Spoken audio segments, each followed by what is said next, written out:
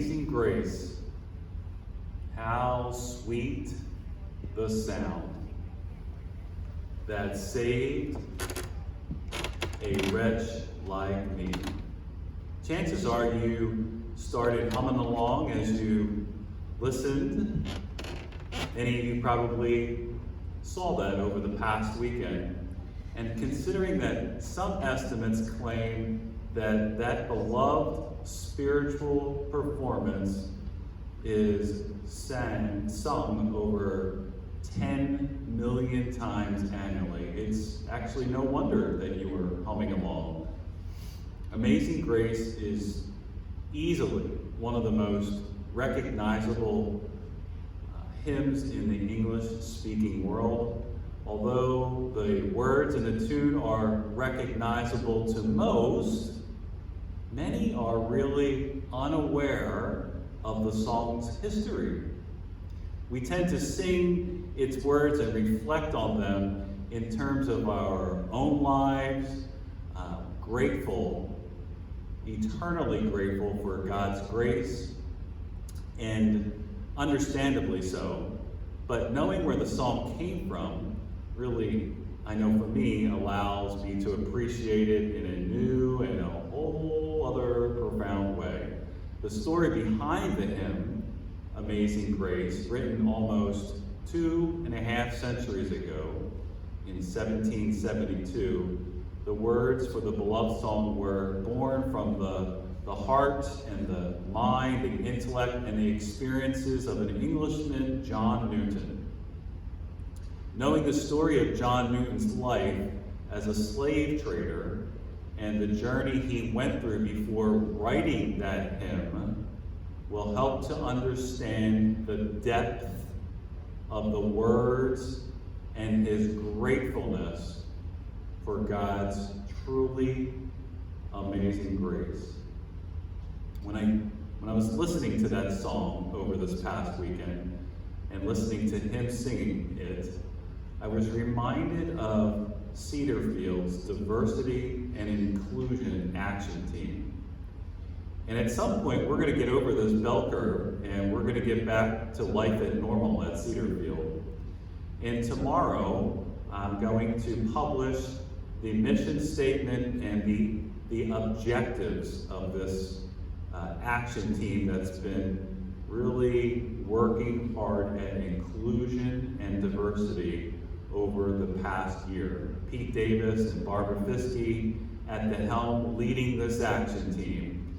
And I think it's appropriate over these next couple of weeks to put out some tidbits of information of life at Cedarfield after we get past this bell curve. So tomorrow, expect a little bit more information about our diversity and inclusion action team. Just want to thank all the residents in the middle of celebrating Easter and Passover in a completely different way this year, obviously. You all did an amazing job this weekend of social distancing and self-quarantining, staying at home. I was here most of the weekend along with some other key management folks, and it was very evident that we were doing a great job here at Cedarfield. So thank you for which a little more information about why I'm extremely thankful for this past weekend in the middle of a holiday weekend, and we were still adhering to all these mandates. Going into some of the data here in a couple of minutes. Today's power outage, just wanted to touch on that power outage. That power outage had absolutely nothing to do with our systems here locally on the campus. The power disruption, the telephone disruption, the internet disruption, all were a result of a power outage happening over in Short Pump area. So hopefully many residents, if not all of you, received at least 3 or 4 call calls this morning from me, just keeping you updated with that power outage.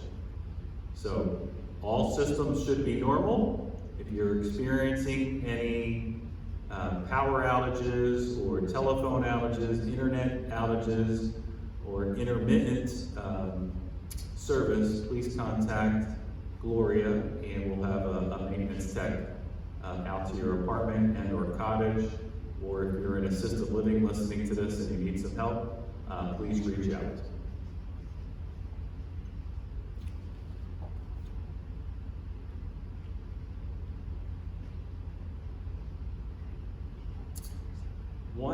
I want to just touch on some of we keep talking about flattening the curve and social distancing, staying at home through the executive order from the Virginia governor. Wanted to highlight one of his remarks from the press conference this afternoon.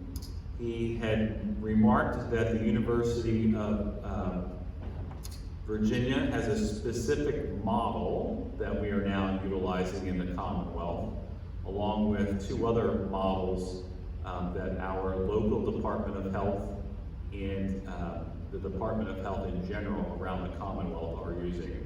That model I do not have at my fingertips yet. That model will be made public later on this week per the governor's remarks this afternoon. Here's some data that we are trending. Yours truly, along with our Department of Health officials, are tracking 3 specific data points, one for Henrico County, one for Richmond, and one for Chesterfield. So here's the Henrico data compared to the Commonwealth of Virginia. You can see that we have 379 cases here locally, and we have, unfortunately, 42 lives that were taken by this COVID-19 virus. That's in Henrico County. In Richmond, we have 154 confirmed cases with 0 deaths. And again, those same statistics at the bottom there for the Commonwealth of Virginia. And then Chesterfield has 209 confirmed cases with 0 deaths down in that area.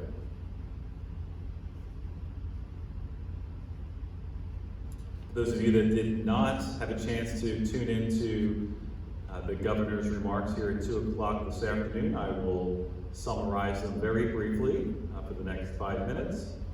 He talked about five specific areas that I took notes on. One had to do with the modeling that the governor, along with his cabinet, are looking at.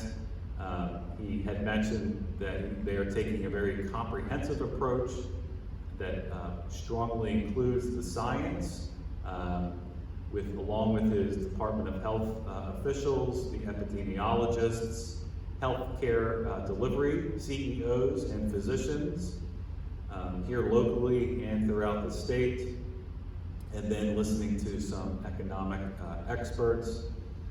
He mentioned 2 specific models that they're looking at. One that I wrote down had to do with the Chime model from Pennsylvania, and then later on in the week we'll have the University of Virginia's model out as well.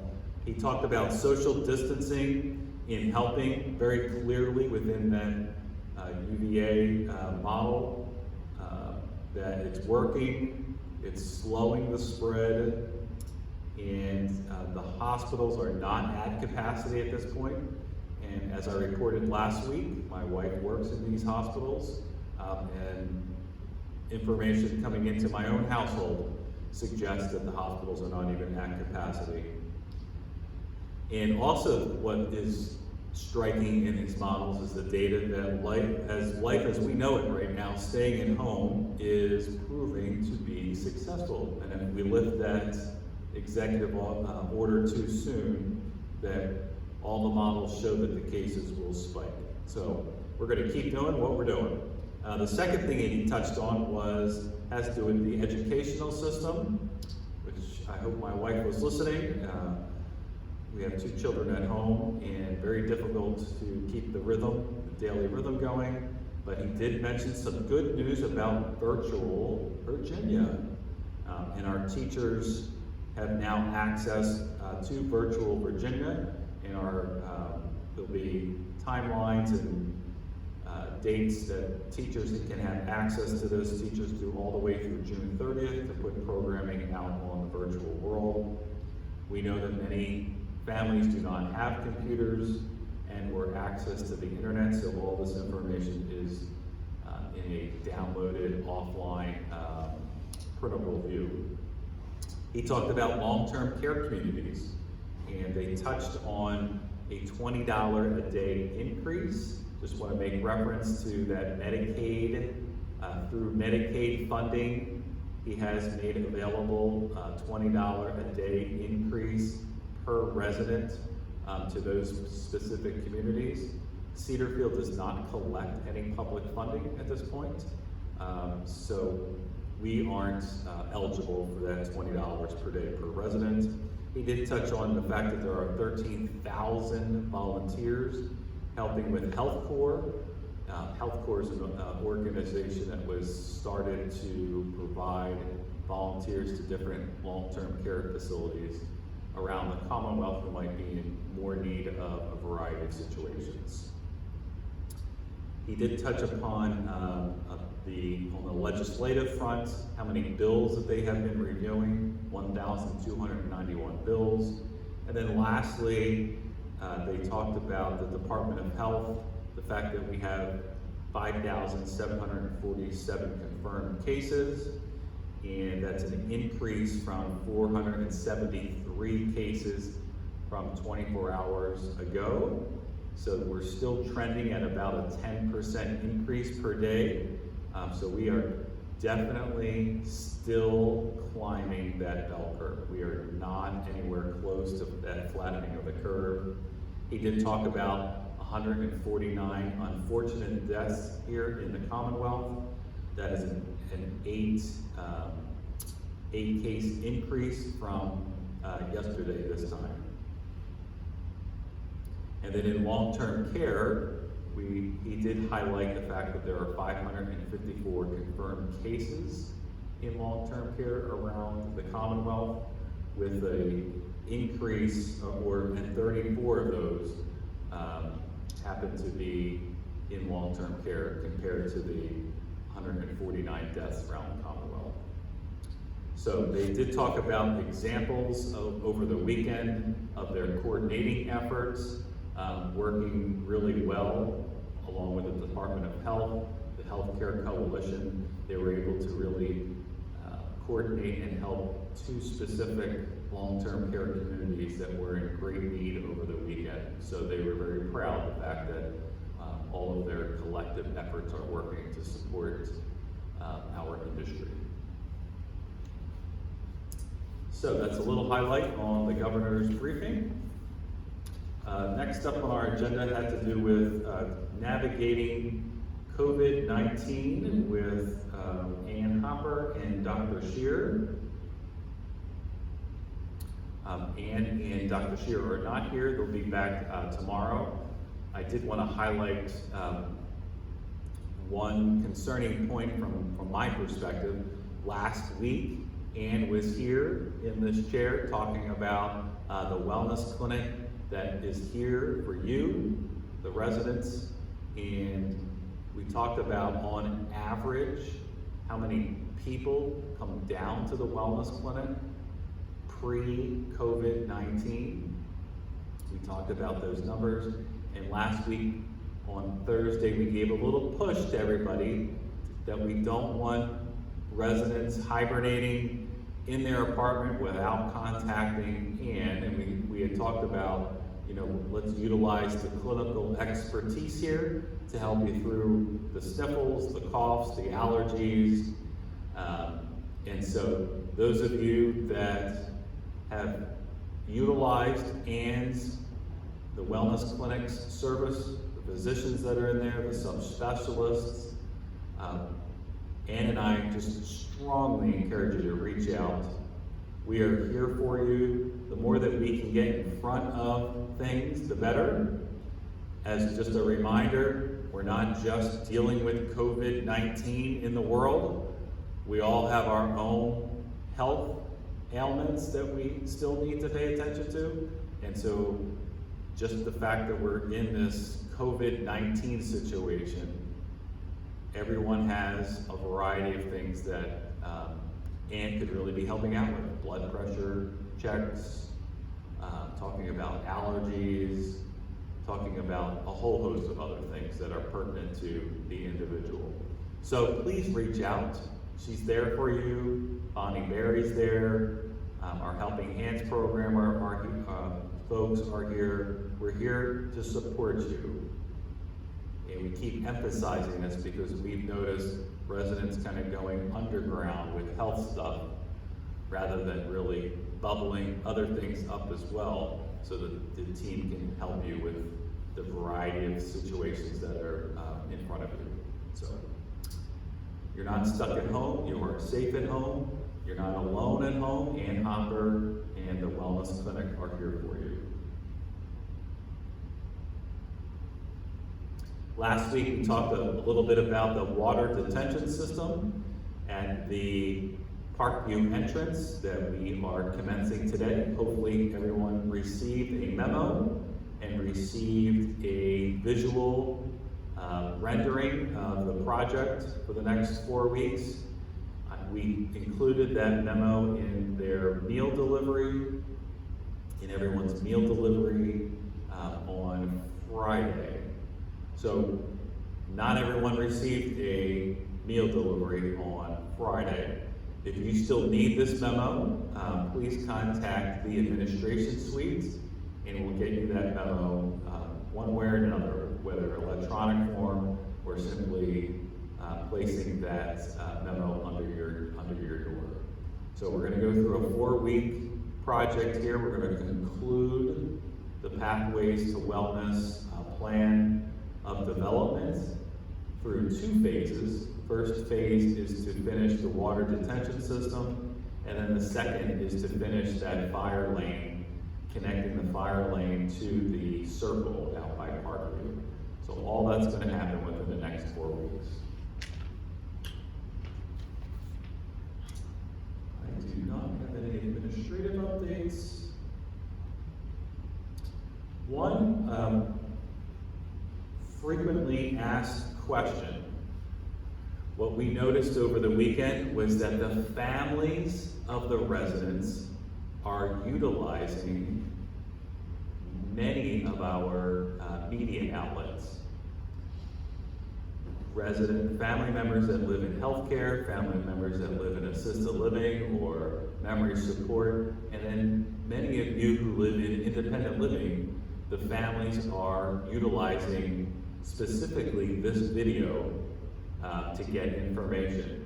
So we thought it would be helpful to just take 5 minutes and do a family update section so that those families that are listening to this video tonight can retrieve this information, this useful information, and do something about it. So for the families of Cedarfield, near and far, this is for you.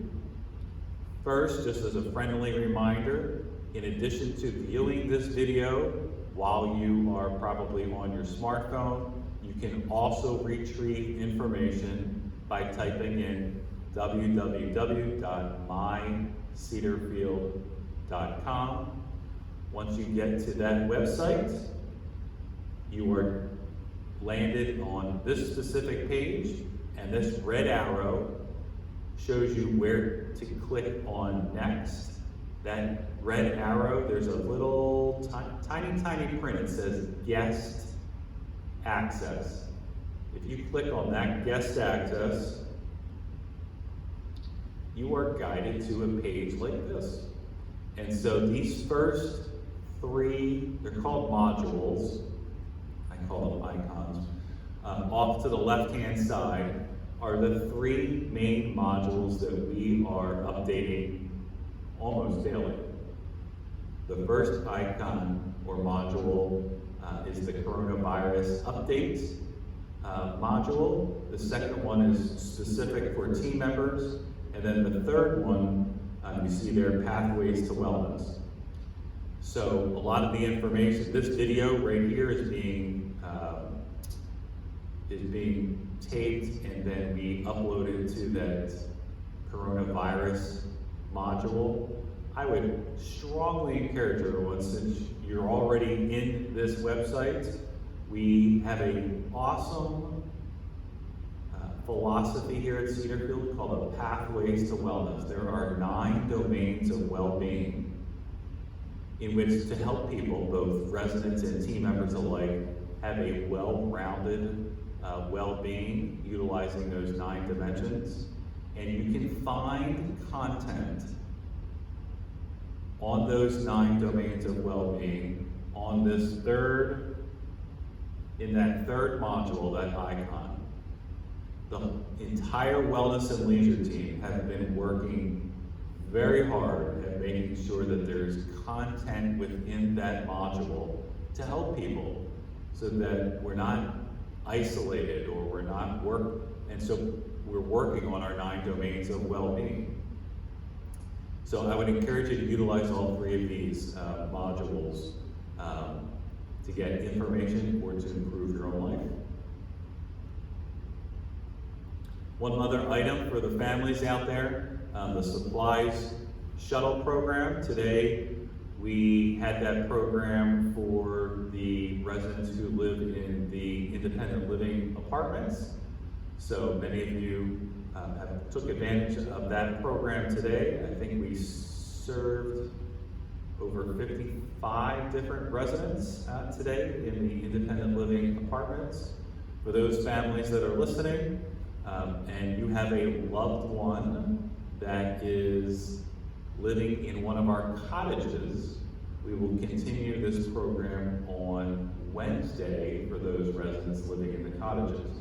More information about this program is also listed on that coronavirus update module.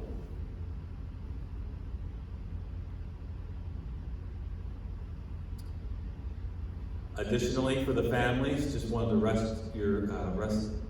hopefully put some relief to some of the things we are doing for your loved one in terms of transportation. If a resident at Cedarfield needs transportation to a medically critical appointment, we are providing that transportation.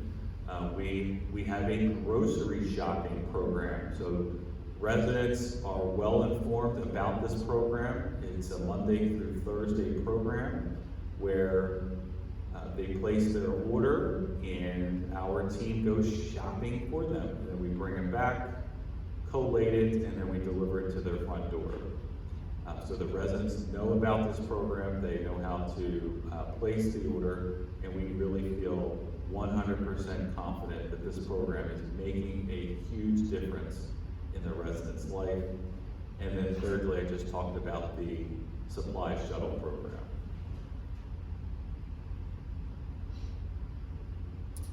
One update about our Pathways to Wellness. Last week we started a scorecard, a well-being scorecard. Here's a little representation of what residents received in their meal delivery bag last Tuesday. This is just a friendly reminder that tomorrow you'll receive a scorecard for the next week. So look forward to receiving this scorecard along with some definitions of our 9 domains of well-being in your meal delivery bag tomorrow.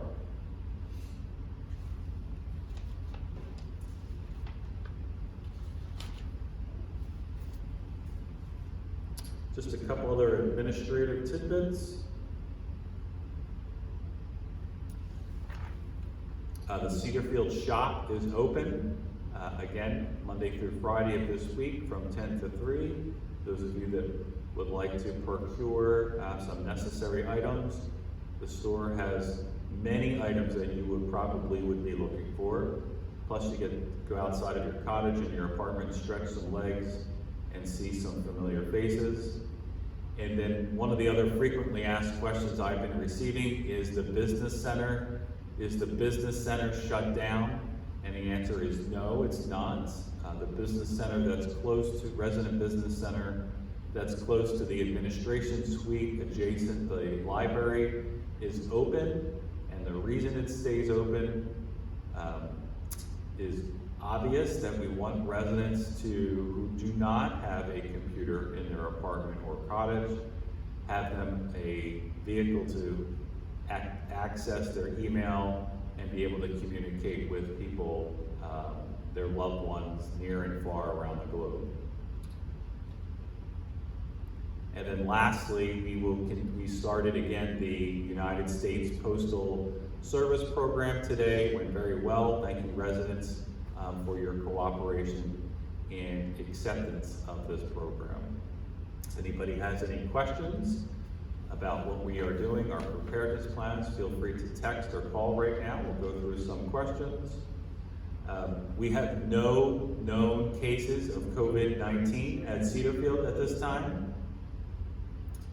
This week, these next 2 weeks are going to be really critical in the Commonwealth of Virginia.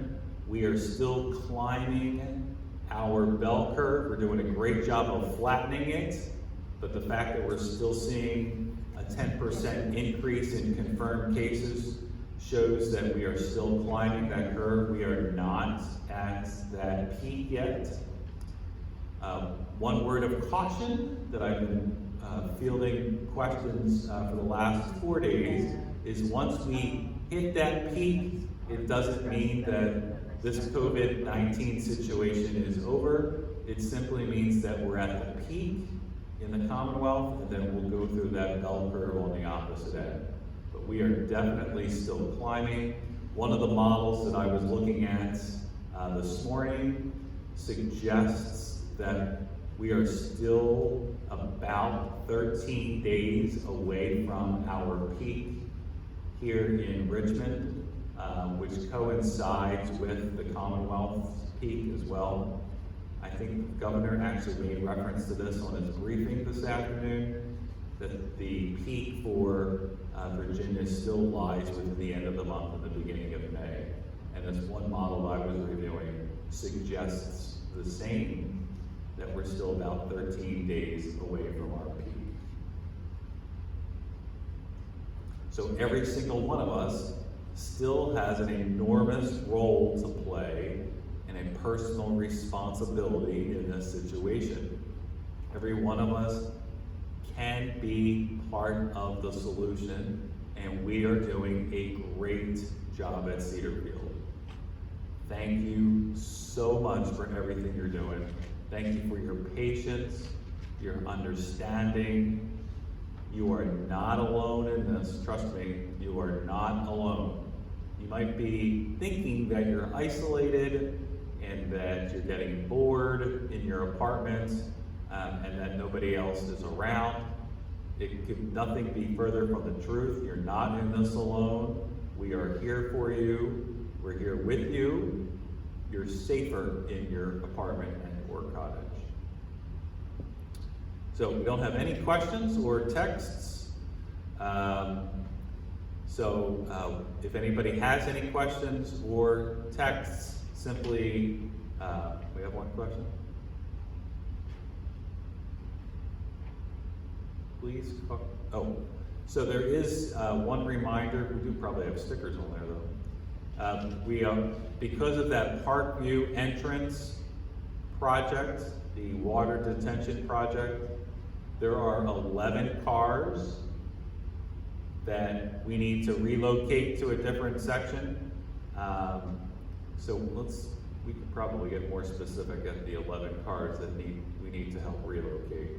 By the end of the day, we need to relocate 11 cars so that they can put in their fencing so that we can capture that construction gate.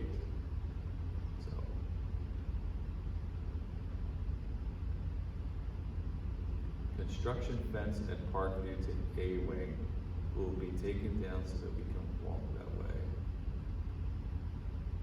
Will take it down for the walkers. That's the question. Will it be taken down? So the question has to do with those of you that are walking around the campus and walk up that path, from what I understand, the circle up to the assisted living bridge. If you refer to your memo that we published on Friday, I included on that memo, on the opposite page, on the opposite side of that memo, that visual of what this project looks like. I included an alternate route that you can take to go around this construction. So rather than go into a lot of detail, if anybody has any questions or it's unclear, just simply call down to the administration suite and we'll walk you through it. But there is an alternate route for the walkers about how to get around that construction site listed within that memo. Okay, I have nothing else to report. It's 3:40, and we have some spiritual words of health from Annie Mancock. Good afternoon. Let us pray. Gracious God in heaven, I lift my voice in prayer to you, for you are the King of nations, exalted among all peoples. We thank you for this day and for the protection that you have given us. You are able to give us wisdom, and I pray for this world's events. May the distressing situations around the world serve to deepen and refine all who love you. In times of prosperity, fill our hearts with thankfulness. And in the day of trouble, suffer not our trust in thee to fail. As our lives and our world has been changed by the impact of the coronavirus, I ask that you protect us, remind us of your presence. Help us to hold onto the hope that just as the caterpillar becomes a beautiful butterfly, the ugly duckling becomes a beautiful swan. You too will give us beauty for ashes. Letting us know that this too shall pass. Work contentment in our heart. Grant that we may find joy in your grace and in your love. Be merciful to us. You know all the thoughts of our hearts. You know our struggles. Give us a heart that is open to your word and to all you have promised. We entrust ourselves to your care. May your will be done in all things. May your will be done on earth as it is in heaven. And may your kingdom come. I pray this in Jesus' name. Amen.